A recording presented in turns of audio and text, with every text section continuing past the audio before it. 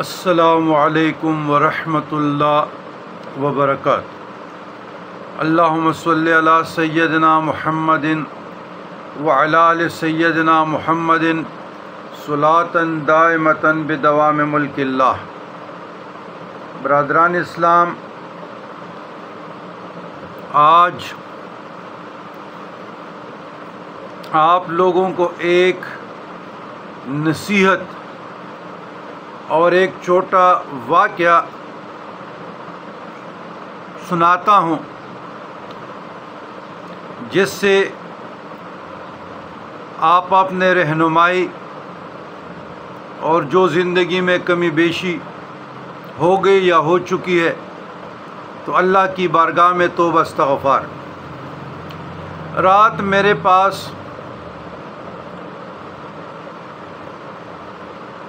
ایک دو موردین آئے، میاں بیوی۔ تو اس نے کہا کہ اگر جی آپ ہماری بات سنیں۔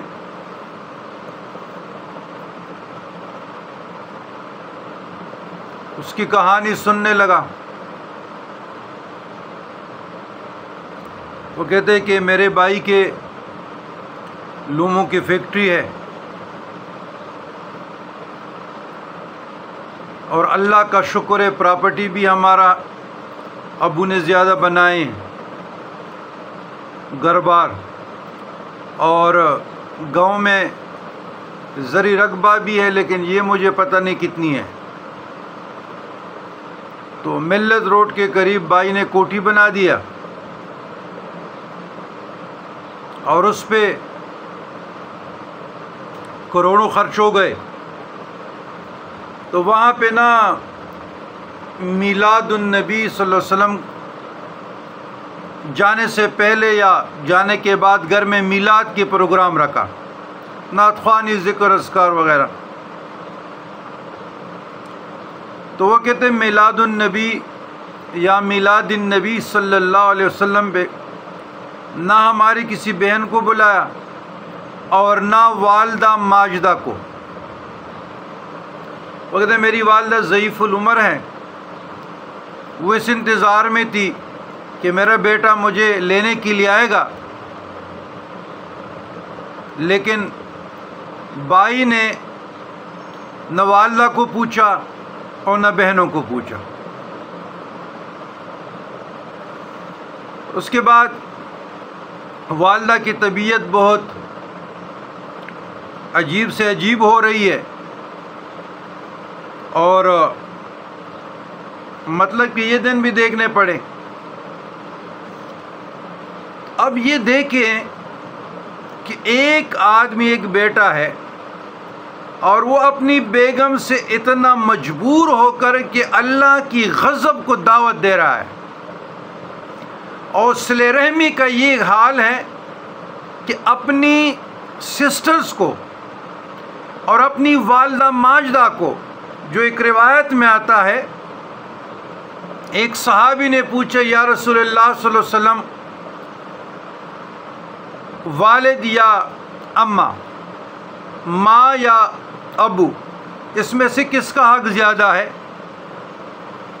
تو حضور علیہ السلام نے فرمایا وہ امّ کا، یہ تیری ماں تیری ماں کا، اور وہ ابو کو تیرے باپ کا۔ باپ کا حق بھی بہت زیادہ ہے۔ تو ماں کا اتنا مقام۔ یہ ایک واقعہ نے مجھے کافی ساری رات، بلکہ اب تک ذکر بھی کرتا رہا، فکر بھی کرتا رہا، تسبیح بھی پڑھتا رہا، تلاوت بھی کرتا رہا، لیکن یہ جو سین ہے میرے ذہن سے نہیں نکل رہا تھا کہ یہ کیسے ظالم اولاد ہے